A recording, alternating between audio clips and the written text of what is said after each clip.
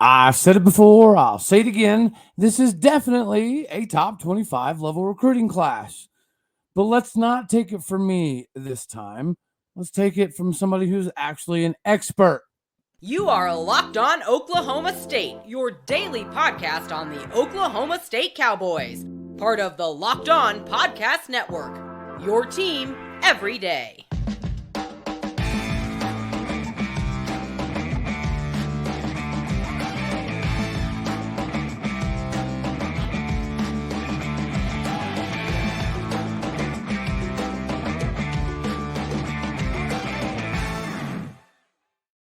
Howdy, y'all, and hello, all. Welcome back to Locked On Oklahoma State, your daily stop for all things Cowboy and Cowgirl related. My name is Cody Stovall. I want to thank you kindly for stopping by to make this your first listen here on Locked On Oklahoma State. Of course, we're available on every single podcasting platform. We're visually available on YouTube as well, and you can find me personally on Twitter at AllDayOState. Today, we're brought to you by FanDuel, America's #1 sportsbook betting partner, for a reason. I just need you all right now to stop, collaborate, and like it. And if you don't like it, then dislike it. And that's fine. Just let me know what I could have done to potentially make this a little bit better for you. All right. So today, I have been talking about the recruiting class. And as you all know, I do try to put a significant amount of time into studying film and finding interviews and write-ups and articles about these young men before I kind of come on and talk about the potential aspects of them coming to Stillwater, Oklahoma, even if it's just on a recruiting visit, what they could potentially offer, and what I see personally on film and in research that designates they're a good fit at Oklahoma State, right? But I also understand that I'm pretty new to this game, and it's always good to take it from people who have been doing it for a living. So what we're going to do today is we're going to do something a little bit different, and I need y'all to hammer down in the comment section and let me know if you like the idea here, or if I should do something a little bit different. But what I want to do today is dive into an article, right? This is a first, okay? Because it's an article put together that was sent to me by Robert Allen. And I'll admit, like I said, I know that there's a narrative control type of thing that has to happen to some things, but Robert Allen does have unprecedented access. So he does have the ability to put some pretty cool stuff together.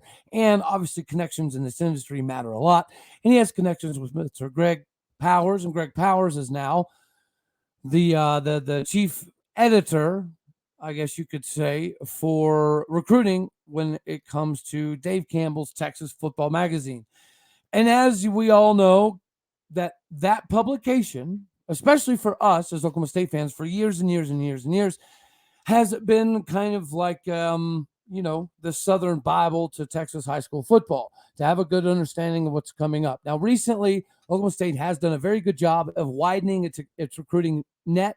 We're getting players from all over the country now, which is not something that we thought was possible a long while ago, right? But this season specifically, we seem to be hammering the state of Texas very, very, very well. Now, dare I say methodical? Who knows? But let's break down why I keep saying this is already a top 25 class. We're just waiting on the stars to come together. Like I mentioned the other day, Gunnar Wilson went from not rated by hardly anybody whatsoever to coming to Oklahoma State, right, narrowing down some of his lists, to then becoming a legitimate 3-star, to being ranked in the top 100 area of Texas, and then committing to be a Cowboy. This year, I still think that he could focus on one side of the ball and it would be monumentally beneficial for his development, but that's not a necessity, right? He's too good to not play both sides of the ball in high school. I get it. Power to you. We like the dexterity that brings playing a multitude of positions, so bring it on. But if you don't know what Dave Campbell said recently in regards to some of the Oklahoma State recruiting class, I thought it was fair to kind of jump into some of this, okay? So this is some of the recruiting analyst type of perspective. So right now, we have 10 commits. There are a lot of places that have 14, 17, 18, 16. So the number associated with where we're going to end up being is not a direct correlation. But let's talk about some of these dudes. One of the first ones to jump on the board, period, in any capacity, was Willie Nelson, the safety out of Longview, Texas. And as we've talked about, he has capability to play multiple sides of the ball or multiple positions. So let's hear what Mr. Greg Powers had to say. Last season as a junior, he helped his team to 11-4 record, perfect 7-0 in 5A District 1 play, made it to the semifinals, went to state playoffs, ended up losing to Aledo, who inevitably went on to win the state title, so congrats to them. But Nelson recorded 80 tackles, 2 tackles for loss, 7 pass breakups, 5 interceptions, one of those which was in fact returned for a touchdown. As a sophomore in high school, he had 76 tackles, 8 interceptions, 2 of those were returned for touchdowns, and 7 pass breakups. Now, Greg Powers also alluded to some conversational pieces about Nelson being a very, very talented player.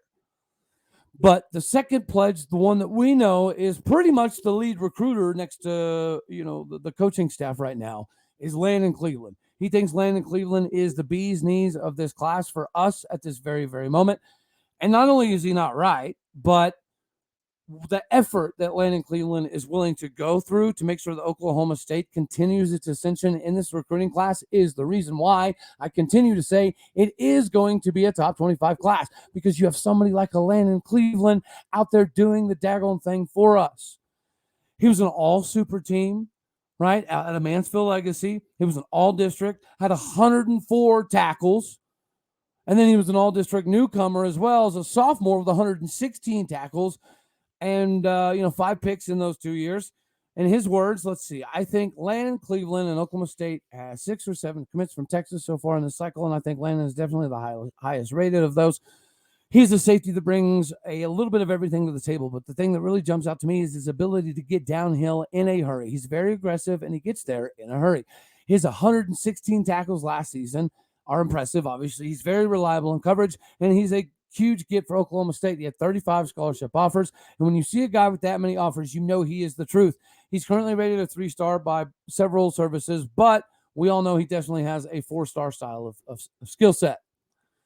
Another guy that we've talked about recently because of the clip, I implore you to try to go find it. There's a clip together of David Kabongo and Landon Cleveland working out. I had to rewind it several times because I was a little mixed up. That's how fast and that's how quick and that's how versatile David Kabongo is right here, right now. The lateral quickness is pretty ridiculous. All right. And so David Kabongo last season recorded 64 tackles, 41 solo by himself. He had some tackles for loss, forced fumble recovery, had a few picks. And let's see what Mr. Powers had to say. I noticed a trend in some of these players that Oklahoma State has committed, and they are recruiting in the state of Texas. They are not only good players, but they're players that love the game of football.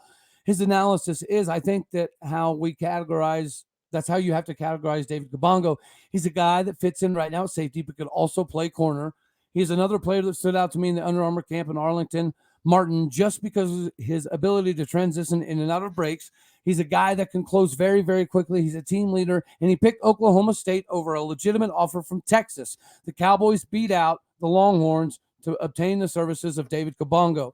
Those are 2 guys that we know are not only good players, they're not only good athletes, they not only fit in good with what Bryan Nardo has going in the system and all of that fun jazz, but they love the spot they're in. They love Oklahoma State, and they cannot wait to get more people there. Guys, we got to be excited. If you're not excited, tell me why. Why do people keep saying this is an average at best class? I don't understand it.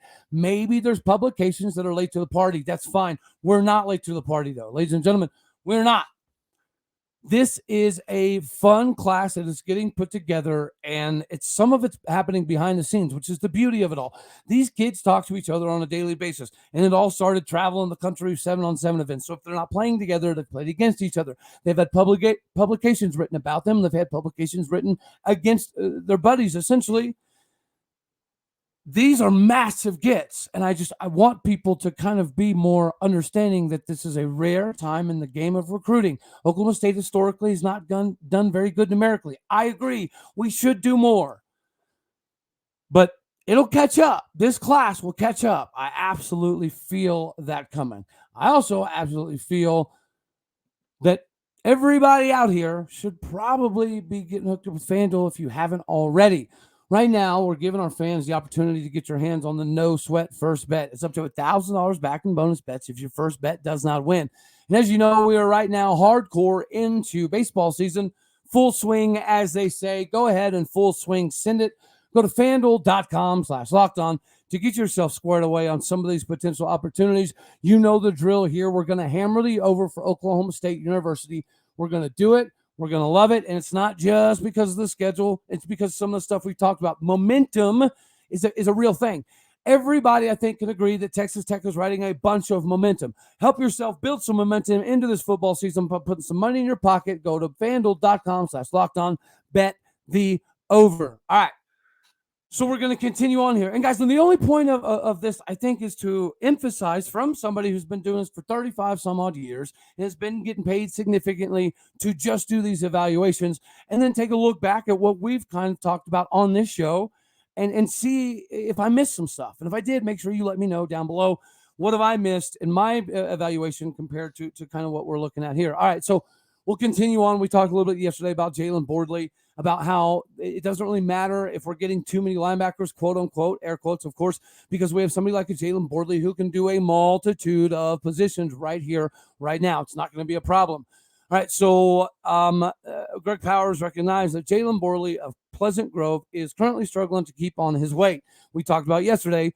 He's the same weight as Landon Cleveland, same size and weight as Landon Cleveland, who's playing safety. So you could say he's an undersized linebacker, absolutely. But if you go find pictures of him, the dude is jacked in half. It is absolutely ridiculous. I would guess he's at like 4% body fat, which is probably a decent reason why he's having a hard time putting on weight. But he plays so aggressively. And again, he loves the game of football so much, he makes up for a lot of it just in himself right there. Last season as a running back, he racked up 625 yards, 8 tutties. And then on the other side of the ball, he had 41 total tackles, 1 pick, 1 interception. As a sophomore in high school, he was even more impressive on the offensive side of the ball, as that dude rushed for over 1,200 yards, 20 tutties, and while also recording almost 500 yards, 428 to be exact, in receiving, with another 4 touchdowns to go along with that. He's very Greg Powers, right, of Dave Campbell magazine. He's very high on the athletic ability. And even though he sees him struggling to maintain that weight, what he is at right now looks amazing, right? He also talked about another commitment from the offensive line position, as we talked about yesterday. This is Coach Dickey's kind of bread and butter. We've been asking Coach Dickey to do some things that are a little bit out of his comfort zone the last few years. We're back into his wheelhouse. So at 6'6", 280 pounds, Hackelman is a player that Greg personally has got to know quite a bit through the recruiting process. Out of Texarkana Area High School, heading to Stillwater, Oklahoma. I really love Caleb, says Greg. They call him Big Hat over there at his high school. He's a great kid on and off the field, and I really look for his potential in his development. I think Pleasant Grove High School specifically has become a good pipeline for Oklahoma State that will continue for years beyond this one. As Powers surmises, they have also really established a strong foothold in the way that Josh Gibson runs his high school program, and they're very loyal to schools like Oklahoma State and Arkansas, who have the attention of every player in the program because of how much they put in. Another prospect that he talked about that we all thought the other day we talked about was going to commit. Very surprised he didn't, especially after he decommitted from Rice. But what he specifically had to say about Armstrong Nodum, which I do expect to be a Cowboy, I think it's only a matter of time. His head's spinning. He's trying to put it together. The undersized part of it is part of this equation. But what he can do physically makes up for literally all of it. He's somebody that can develop into a legitimate nose tackle at Oklahoma State to replace the Justin Kirkland, and that's what we need him for. So what does Greg have to say? When he committed to Rice, I reached out to some of my contacts around that area, and I told them, you guys got an absolute steal. He also hinted that he sees a very good sign for the Cowboys coming up. His recruitment, says Greg, has been fine, but it hasn't hit the warp speed that I thought it maybe would. He could do many things for his high school team. He plays defensive end, defensive tackle, linebacker, all of these things just on the defensive side of the ball. He's a very impressive player who right now has almost a 450-pound bench press.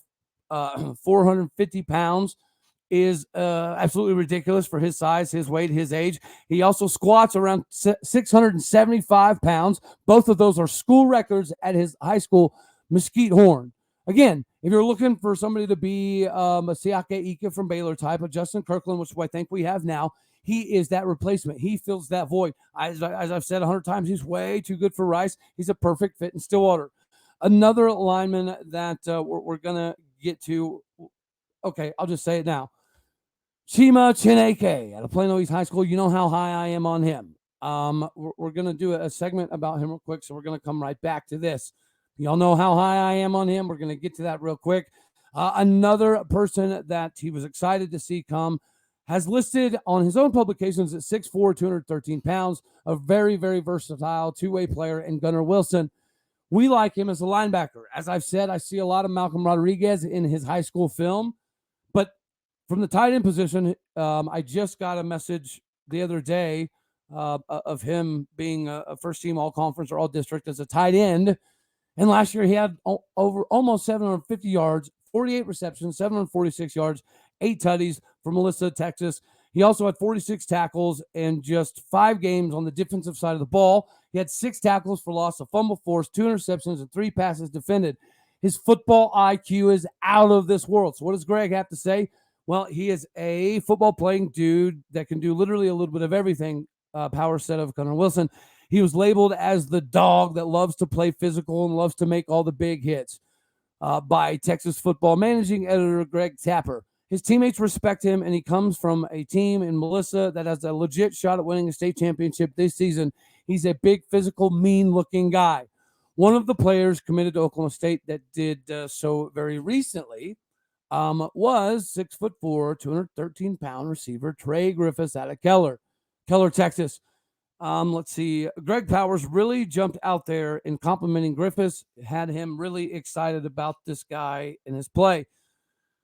Greg says, pardon my language, I'm not going to curse here, but he is a big mother trucker that nobody can cover. Powers said very emphatically, this is a way to describe Trey Griffiths. The guy is a massive mismatch problem. He's bigger, stronger, and more athletic than a lot of the guys that will be ever trying to match up with him. I saw him run at the Texas track relays, and I also saw him compete in the triple jump. I literally had to pick my jaw up off the floor. He is so thick in the lower body that you do not expect him to be able to elevate like he can. Griffiths was the second leading scorer or receiver on his team last year, playing next to the talented wide receiver we talked about the other day that ended up going to Division I. Had 32 passes for 865 yards, 7 touchdowns, averaged 27 yards a catch.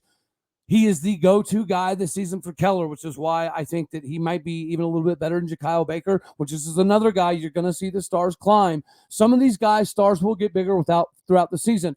You don't typically see that at Oklahoma State, right? You see that as the opposite of the Oklahoma State effect is people commit to Oklahoma State and they get stuck in the recruiting rankings and all that fun jazz because they're not Texas, because it's not Bama. You know what I mean? It does happen. But Oklahoma State's accumulated a lot of respect over the years. If Gundy can capitalize off of this season, which, guys, we know historically that off of a crap season, Gundy's actually pretty good at responding. This season will be no different.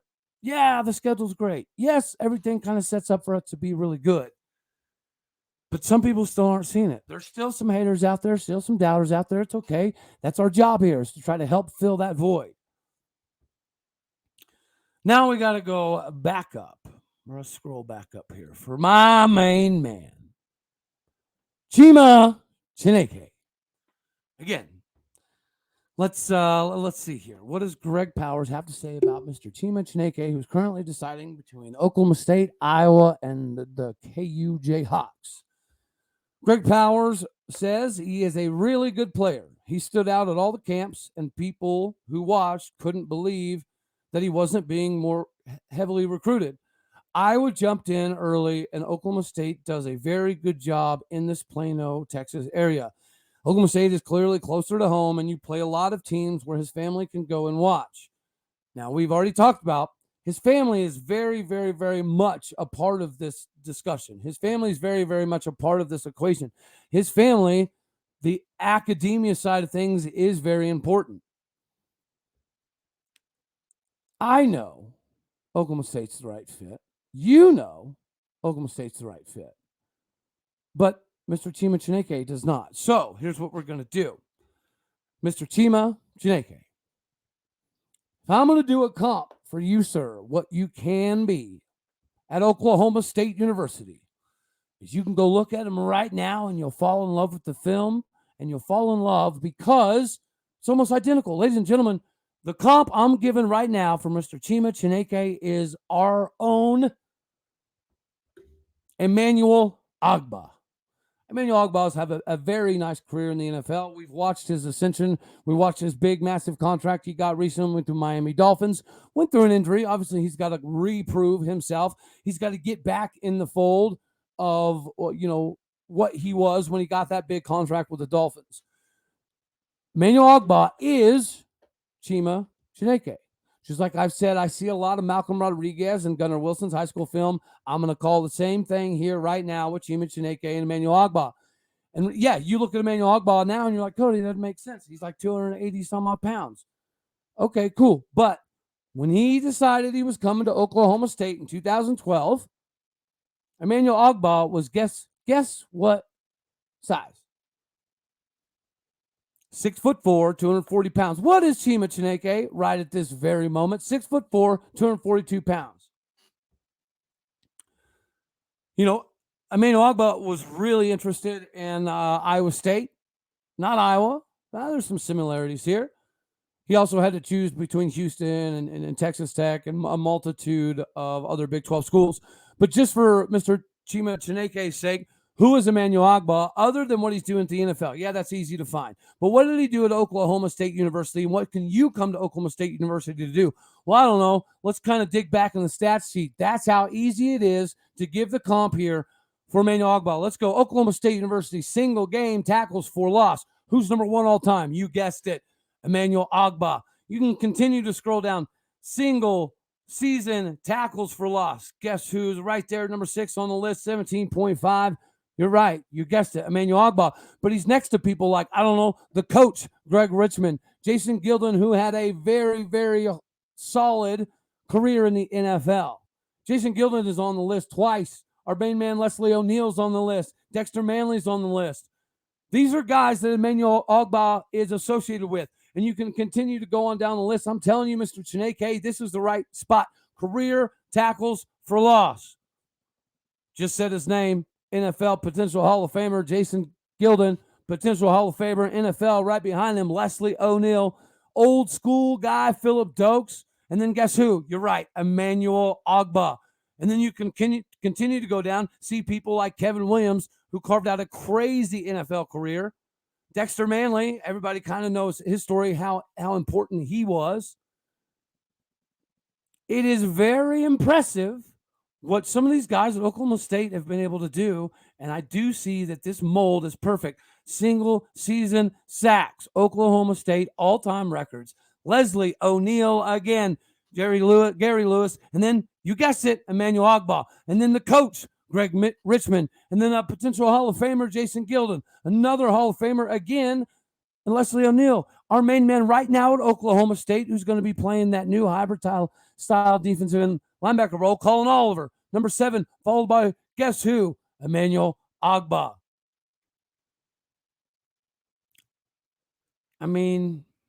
Keep going. Single season quarterback hurries, all-time Oklahoma State, number 1, Emmanuel Ogbah. Right next to Devin Harper, Malcolm Rodriguez. Career quarterback hurries, all-time Oklahoma State University, number 1, Emmanuel Ogbah. It blows my mind when I look at this similarity, and then I could potentially think there's ever a world where he doesn't end up at Oklahoma State. Single game fumbles forced, Oklahoma State University history. Number 1, Amen Bagmamiga, playing for the Chargers right now in the NFL. And then you go down, number 2, tied with Emmanuel Ogbah. I'm telling you, and I don't know how to say it any more emphatically, Mr. Chima Chineke. This is the fit. This is the right place. Everything you're looking to accomplish can and will happen in Stillwater. You will be playing for conference titles in Stillwater. I can't throw a bunch of shade at Iowa. Their defense is good. but you have an opportunity to be a part of something that will rebrand the new Big 12. We need to be the top dog of the new Big 12. We should be the top dog of the new Big 12. You know that. And the class that we're putting together in 2024 can get us there, especially with your help. So come on, brother man. Make the right choice. Come on down to Stillwater. We need you. You need us. It's a perfect marriage. And we got Bryan Nardo. Bryan Nardo is the savant of all savants because he can teach you things that you didn't know you need to work on. He can show you things that you've never really been able to understand or address. He can put you in the right positions to be successful. And that's all a coach's job is ever. That's it. Put your kids in the right positions to be the most successful.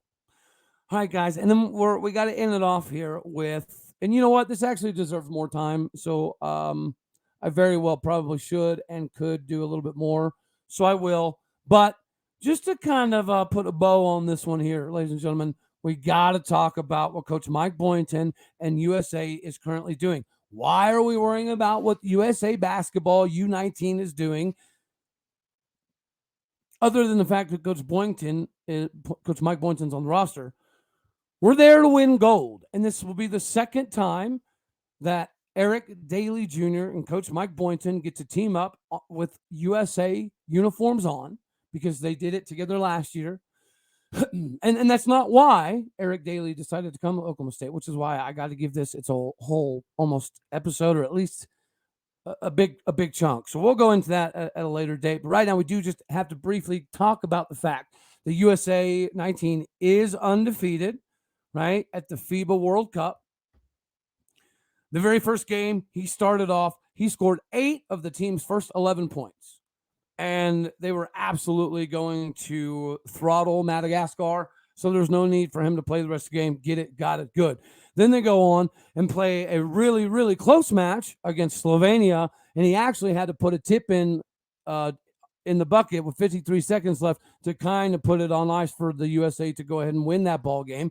Another double-digit scoring effort. And then in the third game, he has yet another double-digit scoring effort. And when you look at it, the stat lines are absolutely crazy. He's got assists. He's got steals. He's limiting his turnovers. He's being pretty efficient, shooting from the floor.